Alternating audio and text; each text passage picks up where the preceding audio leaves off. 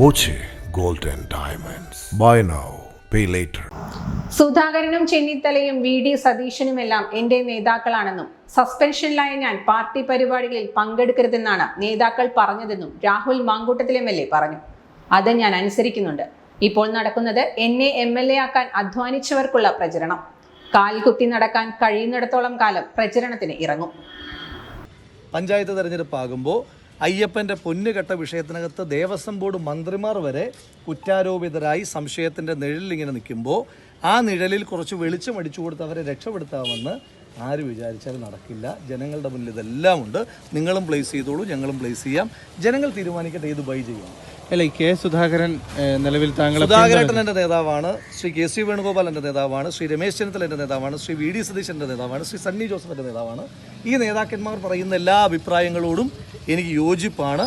അവർ പറയുന്ന എല്ലാ അഭിപ്രായങ്ങളെയും കേൾക്കുവാൻ ബാധ്യസ്ഥനായിട്ടുള്ള ഒരാളാണ് ഞാൻ. നേതാക്കന്മാർക്കിടയിൽ ഡിഫറൻസ് ഓഫ് ഒപ്പീനിയൻ ഇല്ല. ആ ഡിഫറൻസ് ഓഫ് ഒപ്പീനിയൻ അവർ പറയുന്ന ഒപ്പീനിയനിൽ എനിക്ക് ഡിഫറൻസ് ഇല്ല. അപ്പോൾ അതുകൊണ്ട് തന്നെ ഇതിനകത്ത് എന്തൊക്കെയോ ഉണ്ട് എന്ന് പറഞ്ഞ് വരുത്തി തീർക്കാൻ വേണ്ടിയിട്ടുള്ള പ്രശ്നം. അല്ല, ഈ സുധാകരൻ പിന്തുണച്ചു, പക്ഷേ ചെന്നിത്തല മാറി നിൽക്കാനാണ് ആവശ്യപ്പെട്ടിരിക്കുന്നത്. അല്ല, ശ്രീ രമേശ് ചെന്നിത്തല അടക്കമുള്ള ആളുകൾ പറഞ്ഞിരിക്കുന്ന കാര്യം ഞാൻ അനുസരിക്കുന്നുണ്ട്. നേതാക്കന്മാർ പറയുന്ന എന്താണ്, അത് ഞാനും ചെയ്തിട്ടില്ലല്ലോ.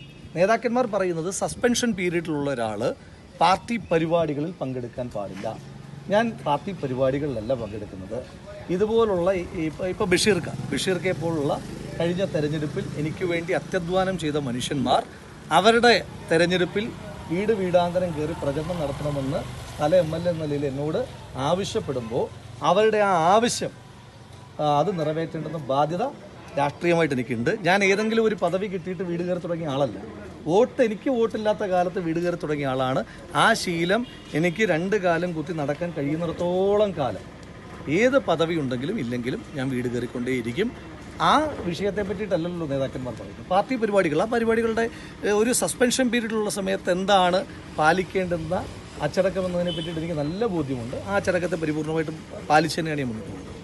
അപ്പോൾ അതിനകത്തൊന്നും ഒരു സ്കോപ്പ്, എൻ്റെ വായിൽ നിന്ന് കിട്ടിയിട്ടുള്ളൊരു സ്കോപ്പ് നിങ്ങൾക്കില്ല. പിന്നെ അതുപോലെ നിങ്ങൾക്ക് ഇഷ്ടമുള്ള തലക്കെട്ട്, ഇഷ്ടമുള്ള ഡൈവേർഷൻ എങ്ങനെ വേണമെങ്കിലും കൊടുക്കാം. അപ്പോൾ ഇതിനകത്ത് എനിക്കിപ്പോഴുള്ള സംശയം, നിങ്ങൾക്ക് ഇഷ്ടമുള്ള നെഗറ്റീവ് പറയാനാണെങ്കിൽ നിങ്ങൾ മുകളിൽ കൊടുക്കുന്ന തലക്കെട്ടും നിങ്ങളുടെ വിശദീകരണവും ആ ആളുടെ ബൈറ്റും തമ്മിലൊരു ബന്ധം ഉണ്ടാകില്ല. ജനങ്ങൾ ഇതെല്ലാം കാണുമല്ലോ. എല്ലാം കാണട്ടെ, ജനങ്ങൾ കാണട്ടെ, അവർ തീരുമാനിക്കട്ടെ. ജനകീയ കോടതിയിൽ എനിക്ക് പറയാനുള്ളത് ഞാനിങ്ങനെ പറഞ്ഞുകൊണ്ടേയിരിക്കും. അത് ഇപ്പം നിങ്ങൾ അങ്ങനെയൊക്കെ നരേഷൻ കൊടുത്തു കഴിഞ്ഞാലും ജനകീയ കോടതിയിൽ ഇതൊക്കെ ജനങ്ങൾ കേൾക്കുന്നു. Time kids pre school, Mannannur road, Vaniyamkulam. Dot view news. കാഴ്ചകളാണ് ലോകം, കണ്ടു തുടങ്ങും.